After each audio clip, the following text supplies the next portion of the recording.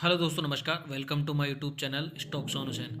आज हम डिस्कस करने वाले दोस्तों रतन इंडिया एंटरप्राइज लिमिटेड के क्वार्टर 2 के रिजल्ट डिक्लेयर हो गए हैं और वो रिजल्ट कैसे रहे।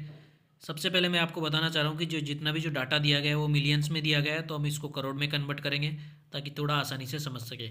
और अब चलते हैं अभी हम कंसोलिडेटेड फाइनेंशियल रिजल्ट के ऊपर। सबसे पहले हम देखते हैं कि जो रेवेन्यू फ्रॉम ऑपरेशंस, एक कंपनी कैसे कैसे रेवेन्यू फ्रॉम ऑपरेशंस आते हैं। जैसे कि आपको देखने को मिल रहा होगा, इंटरेस्ट इनकम होती है, रेंटल इनकम होती है, फीस एंड कमीशनिंग इनकम होती है, net gain and fair value charges इन और सेल्स और प्रोडक्ट सर्विसेज। अब सबको मिलाने के बाद अगर हम रेवेन्यू फ्रॉम ऑपरेशन देखते हैं, यानी कि इस क्वार्टर के अंदर आपको देखने को मिल रहा होगा 2123 करोड़ यहाँ पे रेवेन्यू जनरेट करती हुई दिखाई दी कंपनी। पिछला क्वार्टर के अंदर 2313 करोड़, पिछला जो उससे जो लास्ट ईयर सेम सितंबर मंथ था उसके अंदर 1800 करोड़ आपको यहाँ पे रेवेन्यू जनरेट किया कंपनी ने। कंपैरिजन से थोड़ा देखने को मिल रहा होगा, यहाँ पे गिरावट देखने को मिली है क्वार्टर ऑन क्वार्टर बेसिस पे। 2313 से घट के 2123 हुआ है।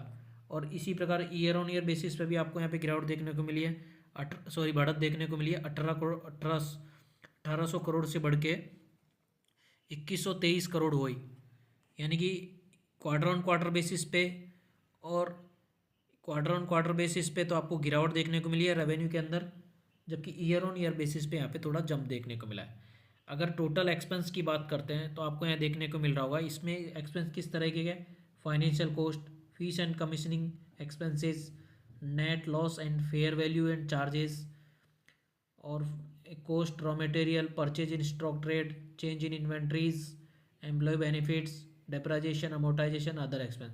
इन सबको मिलाने के बाद जो एक्सपेंस मिलता है, टोटल एक्सपेंस आपको इस क्वार्टर के अंदर मिल रहा होगा 2583 करोड़। उससे जो लास्ट ईयर का क्वार्टर था उसके अंदर 1724 करोड़, और उससे पहले जो लास्ट ईयर का जो क्वार्टर था उसके अंदर 2071 करोड़ का आपको यहाँ पे एक्सपेंस दिखाई दिया कंपनी का। तो आपको देखने को मिल रहा होगा कंपनी से यहीं से पता लग जाएगा कि लॉस है प्रॉफिट में है। तो आपको देखने को मिल रहा होगा कंपनी ने इनकम करी इसके 2127 करोड़, यानी कि टोटल इनकम। इसमें से आपको देखने को मिल रहा होगा 2583 करोड़ तो खर्च हो गया, यानी कि नेट लॉस में क्या आएगा, नेगेटिव। यानी कि इनकम माइनस एक्सपेंस क्या हो रहा है, ज़्यादा एक्सपेंस ज़्यादा हो रहे हैं, इनकम कम हो रही है, तो क्या होगा, लॉस ही होगा। इसी प्रकार अगर हम क्वार्टर ऑन क्वार्टर बेसिस पे कंपैरिजन करते हैं तो आपको क्या देखने को मिल रहा है, टोटल इनकम थी 2316 करोड़ और खर्चा कितना हुआ 1724 करोड़। तो यहाँ पे क्या मिलेगा, प्लस मिलेगा, यानी कि आपको मिलेगा क्या, यहाँ पे इनकम ज़्यादा है, एक्सपेंस कम है Q1 में।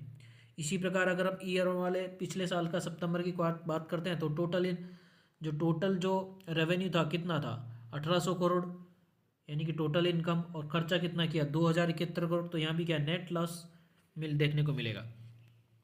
तो इसी प्रकार अगर हम प्रॉफिट फॉर द पीरियड की बात करते हैं तो Q2 के अंदर आपको 396 करोड़ का लॉस हुआ है। Q1 जो पिछला क्वार्टर था उसके अंदर 502 करोड़ का प्रॉफिट में थी कंपनी, और उससे जो लास्ट ईयर का जो क्वार्टर था सितंबर मंथ 2024 उसमें 241 करोड़ के लॉस में थी कंपनी। तो Q1 के अंदर कंपनी काफ़ी अच्छा प्रॉफिट में थी, लेकिन उसके बाद में एक्सपेंसेस कंट्रोल में नहीं कर पाई, या फिर रेवेन्यू को ज़्यादा जनरेट करने के चक्कर में एक्सपेंस ज़्यादा हो गए, तो इस वजह से क्या है कंपनी लॉस में है। ईपीएस की बात करते हैं तो ईपीएस भी डेफिनेटली आपको नेगेटिव देखने को मिलेगा। इस क्वार्टर के अंदर 2.87 नेगेटिव में, पिछले क्वार्टर में पॉजिटिव में 3.64 पैसे, और उससे जो लास्ट ईयर का क्वार्टर था उसके अंदर में नेगेटिव में 1.75। तो दोस्तों अगर वीडियो अच्छी लगे तो लाइक करना और चैनल को सब्सक्राइब करना। धन्यवाद।